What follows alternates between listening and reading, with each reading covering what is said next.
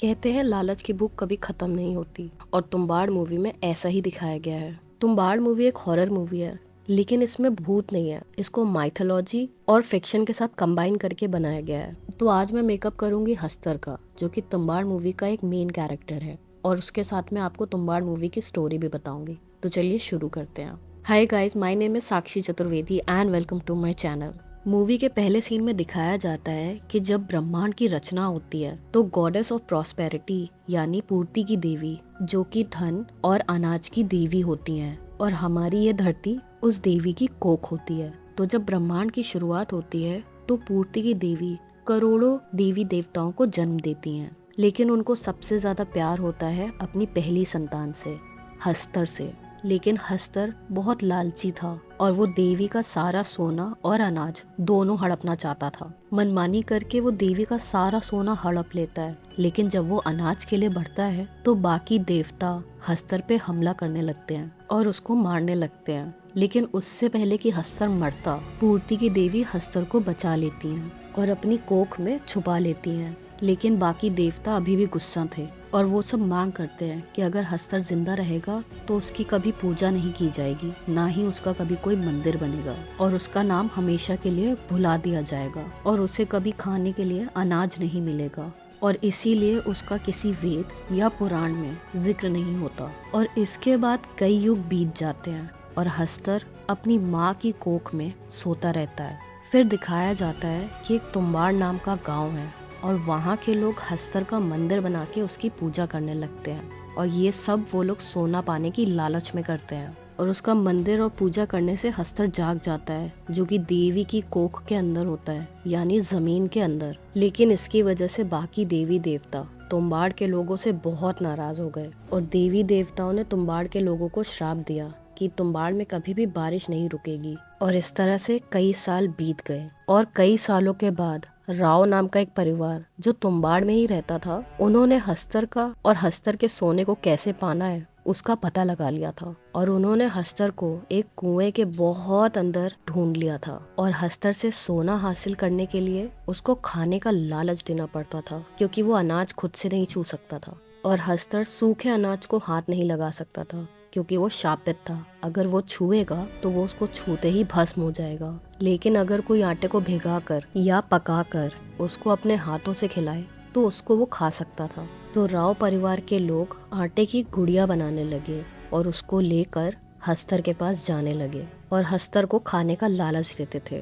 वो उसके सामने आटे की गुड़िया फेंक देते थे और जब तक वो गुड़िया खाता था तब तक ये लोग उसका सोना चुरा लेते थे। लेकिन हस्तर को ये बिल्कुल पसंद नहीं था कि कोई उसका सोना चुराए, इसीलिए वो इंसानों पे हमला भी कर देता था, और अगर वो किसी को छू ले या काट ले तो वो इंसान भी हस्तर की तरह शापित हो जाता था। जिसको वो काट ले वो जिंदा लाश की तरह बन जाता था, न कभी मर सकता था, और उसका शरीर सड़ने लग जाता था। इससे बचने के लिए राव परिवार ने एक तरीका ढूंढ लिया था। क्योंकि हस्तर अनाज नहीं छू सकता था खुद से, तो वो एक सूखे अनाज से अपने आसपास एक घेरा बना लेते थे और उस घेरे के अंदर हस्तर नहीं घुस सकता था, और इस तरह से उन्होंने काफी समय तक सोना जमा किया। फिर एक बार उस परिवार की एक औरत जो कि ये काम करती थी, तो जब वो सोना चुरा के एक बार निकल रही थी कुएं से, तो हस्तर उसको पकड़ के काट लेता है, जिसकी वजह से वो एक जिंदा लाश जैसी बन जाती है और अब वो कभी मर नहीं सकती थी। और उस औरत को अब ये समझ में आ जाता है कि लालच बहुत बुरी बला है, ये काम उसके परिवार के लिए बिल्कुल ठीक नहीं है और ये काम बहुत खतरनाक है। इसलिए वो अपने परिवार के लोगों को हस्तर के पास जाने से मना कर देती है। और फिर काफी साल बीत जाते हैं और उस परिवार के पुराने लोग खत्म होते जाते हैं और उसमें नए लोग आ जाते हैं, और वो औरत यानी दादी अभी भी जिंदा थी और वो चाहती थी कि उसके घर वाले उसको जला के मार दें और उसको मुक्ति दे दें इस नर्क जैसी जिंदगी से। और सिर्फ दादी को ही पता था कि हस्तर से सोना कैसे पाना है, इसलिए उसके परिवार वाले दादी को मुक्ति नहीं देते और उसको एक कमरे में बंद कर देते हैं और सिर्फ शाम में खाना दे देते हैं। लेकिन वो किसी को भी हस्तर के पास जाने का रास्ता नहीं बताती और वो लोग दादी को ऐसे ही पालते रहते हैं, इस आशा में कि दादी कभी न कभी तो हस्तर का रास्ता बताएंगी। धीरे धीरे राव परिवार के सब लोग बिखर जाते हैं और अब उस घर में सिर्फ एक ही इंसान बचता है, सरकार नाम का एक आदमी जो कि उस औरत का पड़पोता था। सरकार सारी जिंदगी उस औरत से खजाना पाने का तरीका पूछता है, लेकिन वो सरकार को कभी नहीं बताती और इस तरह से वो आदमी भी बूढ़ा हो जाता है और उसको कभी भी हस्तर का सोना नहीं मिलता। और सरकार ने कभी शादी नहीं करी थी, उसने एक विधवा औरत को अपने घर रख लिया था, नौकरानी की तरह और रखेल की तरह, जो कि उस खजाने के लालच में सरकार का और उस दादी का ध्यान रखा करती थी। और वो दादी अब बहुत खतरनाक बन चुकी थी और वो अपने आसपास आने वाले किसी भी इंसान पर हमला कर देती थी। और दादी को शांत करने का बस एक ही तरीका था कि कोई उसको बोले कि सो जा वरना हस्तर आ जाएगा। ऐसा बोलने पर कोई भी शापित इंसान गहरी नींद में सो जाता था। सरकार ने जिस रखेल को रखा था उसके साथ उसके 2 लड़के भी हो गए थे, जिनका नाम विनायक और सदाशिव था, जो कि अपनी माँ के साथ उसी घर में रहते थे। फिर 1918 में जब वो दोनों बच्चे लगभग 10-12 साल के ही थे, तब सरकार एक दिन बुढ़ापे से मर जाता है और उसी के कुछ दिन के बाद विनायक का छोटा भाई सदाशिव एक दिन पेड़ से नीचे गिर के बुरी तरीके से जख्मी हो जाता है। तब उसकी माँ उसको डॉक्टर के पास ले जाने लगती है और उस शाम वो विनायक को दादी को खाना खिलाने के लिए बोलती है। और विनायक भी अपने पिता सरकार की तरह बहुत लालची होता है, तो जब वो खाना बनाकर दादी के पास जाता है तो वो उससे खजाने के बारे में पूछता है और तभी वो दादी अपनी कैद से आजाद हो जाती है और वो विनायक की तरफ बढ़ती है उसको खाने के लिए। और तभी विनायक कस के चिल्लाता है कि सो जा दादी वरना हस्तर आ जाएगा, और तभी दादी गहरी नींद में सो जाती हैं। दूसरी तरफ सदाशिव, विनायक का छोटा भाई, हॉस्पिटल पहुंचने से पहले ही मर जाता है और अब विनायक की माँ बहुत परेशान थी क्योंकि सरकार भी मर चुका था, दादी सोने का पता भी नहीं बता रही थी और उसका एक लड़का भी मर चुका था। तो वो विनायक को लेके तुम्बाड़ छोड़ने का फैसला करती हैं और शहर चली जाती हैं। लेकिन विनायक इस चीज के लिए मान नहीं रहा था क्योंकि सरकार की हवेली अब उनकी हो चुकी थी और विनायक अपनी माँ के पीछे पड़ जाता है कि वो दादी से सोने का पता लगाना ही चाहता है, लेकिन उसकी माँ उसको डांट के पुणे लेके चली जाती है। और इसके बाद 15 साल बीत जाते हैं और अभी भी विनायक के परिवार की गरीबी खत्म नहीं हुई थी और ना ही उसका खजाना पाने का लालच गया था। और फिर एक दिन विनायक की माँ गुजर जाती है और तब विनायक दोबारा से तुम्बाड़ वापस आता है और वो अपनी पुरानी हवेली वापस जाता है और वो देखता है कि वहाँ पे वो बुढ़िया बहुत ही बुरी हालत में अभी भी जिंदा थी और उसका शरीर एक पेड़ बन चुका था जिसमें उसका दिल जुड़ा था और उसका सर अभी भी सलामत था, जिससे वो बात कर सकती थी। और विनायक दादी से जाते ही खजाने के बारे में पूछता है। पहले तो दादी विनायक को मना कर देती हैं क्योंकि वो नहीं चाहती थी कि उसके परिवार में किसी का भी हाल उसके जैसा हो जाए। लेकिन फिर विनायक दादी से वादा करता है कि वो उसको जला के मुक्ति दिला देगा अगर वो उसको सोना पाने का तरीका बता देगी। दादी भी अपनी जिंदगी से परेशान होके विनायक को सोना पाने का तरीका बता देती है।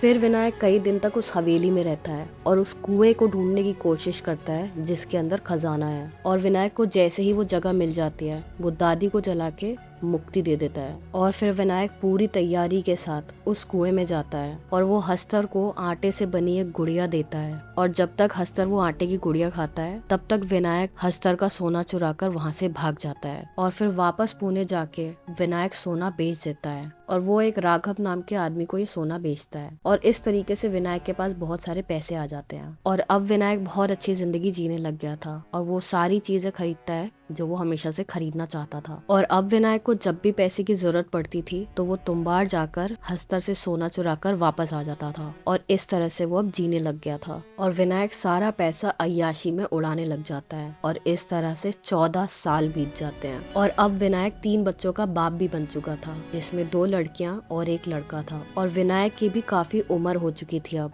इसलिए उसके शरीर में अब इतनी ताकत नहीं थी कि वो ये काम कर सके, क्योंकि ये काम करने के लिए बहुत ताकत चाहिए होती है। कुएं में उतरना, जल्दी जल्दी सोना चुराना और वहां से जल्दी से भागना। इसलिए विनायक अपने बेटे पांडुरंग को इस काम के लिए तैयार करने लगता है। वो अपने बेटे को बचपन से ही रस्सी चढ़ने और तेज भागने के लिए प्रैक्टिस करवाता है। और फिर जब उसको लगता है कि उसका बेटा तैयार हो गया है तो वो अपने बेटे को तुम्बाड़ लेके जाता है और वहां जाके विनायक अपने बेटे को सब कुछ सिखाता है कि कैसे सोना चुराना है, कैसे आटे की गुड़िया बनानी है और कैसे हस्तर को खाने का लालच देके उसका सोना चुराना है। विनायक का बेटा विनायक से भी ज्यादा लालची होता है और पांडुरंग सोचता है कि वो एक ही बार में सारा सोना वहां से चुरा के आ जाए ताकि उनको बार बार तुम्बाड़ जाने की जरूरत ना पड़े। और पांडुरंग अपने पिता को ये बात बताता है और वो बोलता है कि इस बार वो हस्तर के पास बहुत सारी आटे की गुड़िया लेके जाएंगे, जिससे उनको ज्यादा वक्त मिलेगा, क्योंकि बहुत सारी गुड़िया खाने में हस्तर बहुत सारा समय भी लगाएगा। और जब हस्तर वो सारी गुड़िया खा रहा होगा तब वो हस्तर की वो पोटली ही ले आएंगे जिसमें उसका सोना रहता है, और उस थैली से उनको जिंदगी भर सोना मिलता रहेगा और कभी वो गरीब नहीं होंगे। विनायक को अपने बेटे पांडुरंग का ये प्लान बहुत अच्छा लगता है और वो इसके लिए मान जाता है, और फिर वो दोनों बहुत सारी आटे की गुड़िया बनाकर हस्तर के कुएं में जाते हैं। और जैसे ही वो आटे की सारी गुड़िया बाहर निकालते हैं, उनको नहीं पता था कि वो जितनी आटे की गुड़िया लेके आए उतने ही हस्तर वहाँ आ जाएंगे, क्योंकि हस्तर कई जन्मों का भूखा था तो वो सारे आटे की गुड़िया एक बार में ही खाना चाहता था, इसलिए उसने ऐसा किया। विनायक और पांडुरंग अब समझ चुके थे कि उनका यहाँ से बच के निकलना अब बहुत ही ज्यादा मुश्किल है, और विनायक अपने बेटे को बचाने के लिए वो सारे आटे की गुड़िया अपने ऊपर बांध लेता है और वो रस्सी पे चढ़कर कुएं से बाहर जाने लगता है। और तभी सारे हस्तर विनायक के पीछे जाते हैं और वो सारे हस्तर आटे के घेरे में गिरने लगते हैं और एक एक करके मरने लगते हैं। और विनायक जब कुएं के बाहर निकलता है तो सारे हस्तर भी उसके पीछे आते हैं, और बाहर भी बहुत सारा आटे का घेरा बना हुआ था जिसमें हस्तर भस्म हो जाते हैं, और इस तरह से सारे हस्तर खत्म हो जाते हैं। ये होने के बाद विनायक का बेटा पांडुरंग कुएं के बाहर निकलता है और वो देखता है कि उसके पिता को हस्तर ने काट लिया और उसका पिता भी अब जिंदा लाश बन जाता है। लेकिन विनायक उस थैली को लाने में कामयाब होता है जिसमें हस्तर का सारा सोना था, और विनायक उस थैली को अपने बेटे को देने की कोशिश करता है। लेकिन पांडुरंग वो थैली नहीं लेता, क्योंकि पांडुरंग को समझ में आ जाता है कि उसके लालच की वजह से उसने अपने पिता को खो दिया। और फिर पांडुरंग अपने पिता को जला के उनको मुक्ति दे देता है और वहाँ से चला जाता है, और मूवी यहीं खत्म हो जाती है। तो ये थी तुम्बाड़ मूवी की स्टोरी। तो चलिए अब देखते हैं इस मेकअप लुक का फाइनल रिजल्ट।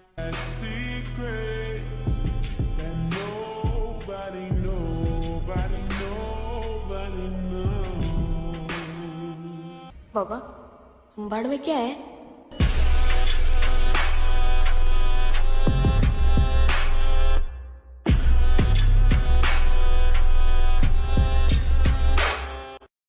आई होप आपको मेरा मेकअप लुक और ये स्टोरी बहुत पसंद आया होगा, और अच्छा लगे तो प्लीज़ कमेंट करके मुझे ज़रूर बताएं, और ऐसी बहुत सारी स्टोरी सुनने के लिए मेरे चैनल को सब्सक्राइब करें।